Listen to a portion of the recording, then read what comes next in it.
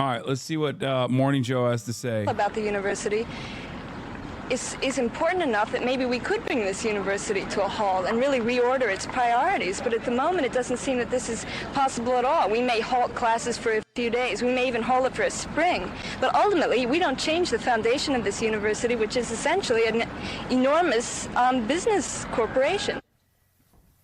That was a Columbia University student speaking to NBC News in 1968 about ongoing protests at the school in opposition to the Vietnam War. Wait, why are they showing that?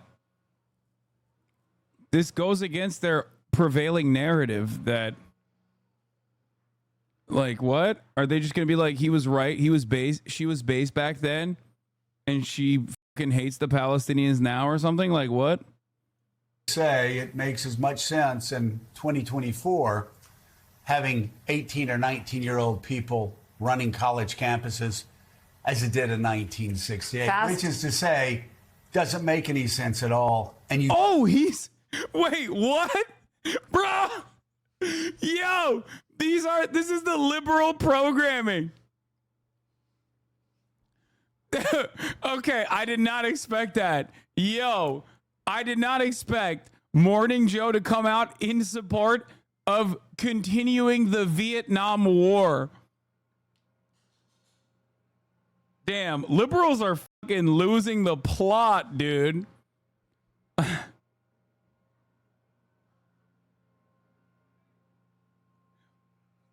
Liberals have lost it. They're like, yeah, actually, everything that we previously taught in schools is like kind of a big no-no, kind of a fuck up. Actually is good. It was always good. That's awesome. They're fucking deranged, dude. This is the peak of liberal commentary in this country. That's where we've gotten to. Hey, actually, we reflected on all of our wrongdoings of the past and realized that, like, maybe it's good. Do wonder where the adults are, the adults that are supposed to be running the university, the amount of money. That's your takeaway from this? Oh my God. They are paid to educate students, and they can't allow students to go to class because a small subset of those students and outside agitators want to shut down the camp. Where are the adults? It's staggering, not just to me, but to 90% of Americans. They want to know where the adults are at Columbia. They want to know where the adults are at Penn. They want to know where the adults are at Harvard. They want to know where the adults are at all of these college campuses where they're letting their students and outside agitators run across the campus, shut down debate, scream whenever anybody tries to talk reason to them, hold up signs. No, it's fucking bullshit. You're hallucinating at this point. Chanting constantly from the river to the sea. You know what from the river to the sea is? Oh my God, I hate him. Dude, remember when his father-in-law,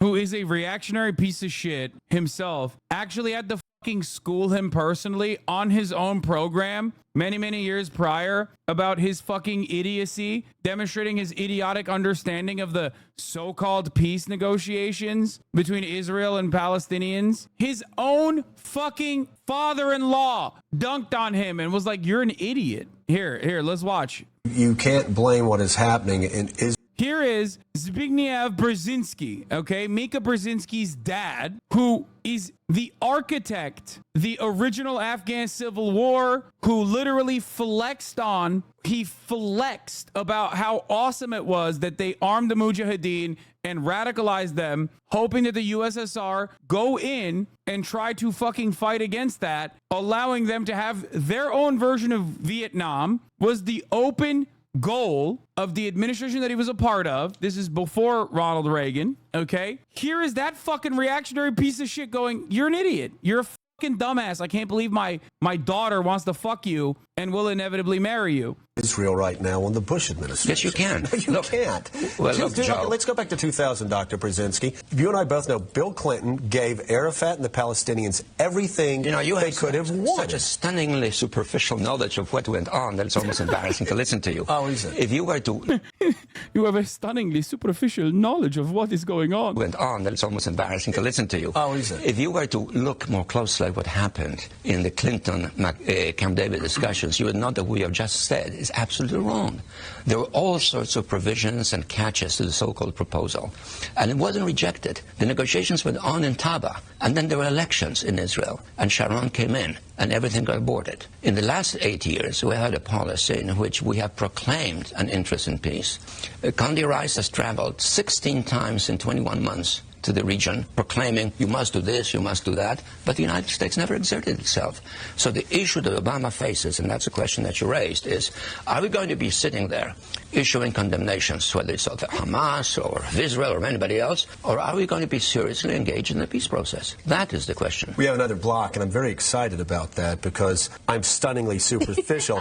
Chief, I look forward to you educating me and the rest of America, the rest of America and the rest of the foreign policy community who have said time and again Arafat walked away from the best deal he could have got, and that the Palestinians never miss an opportunity to miss an opportunity. You're repeating slogans. You're repeating slogans. He did not walk away. What he said was, I'm going to take the proposal to all of the Arab capitals and see how they react, because the proposals were controversial. And then negotiations went on. Smoking on them. Even after Christmas, where Clinton and Arafat met, and they were going on in Taba in January, after Clinton was already leaving office, and then the process got aborted. It's helpful to know a little bit about it. It's very exciting, Chief, that you... Yeah, look at him fucking be like, it's very exciting, Chief. It's like, yeah, dude. Yeah, he knows more than you. You're a fucking idiot. It's not like he's a good dude, okay? He is also a reactionary piece of shit. You know things that the rest of the international community doesn't know. If you're going to judge your knowledge by the sort of collective standards of 300 million people, then don't be surprised that you're embarrassed. Smoked them. Where are the adults? Yeah, many years later, now that they're fucking married to one another, remember, Zbigniew Brzezinski, I can't say his fucking name, I'm sorry, is Mika's dad. Zbigniew Brzezinski, who played a very important role in radicalizing and activating Islamist fundamentalists in Afghanistan in a deliberate attempt to bring the USSR into Afghanistan to have their own version of Vietnam, to turn Afghanistan into the USSR's Vietnam, over here schooling this fucking dipshit. If you don't, that's all right. Most of the students chanting it don't understand that they are chanting genocidal comments. All right, joining us. And they want to destroy. Even his wife's like, all right, come on, just move on. Move on, Joe, you fucking idiot. The state of Israel. When they chant that. Some of them may not even know what they're doing. Yeah, exactly. That's the point.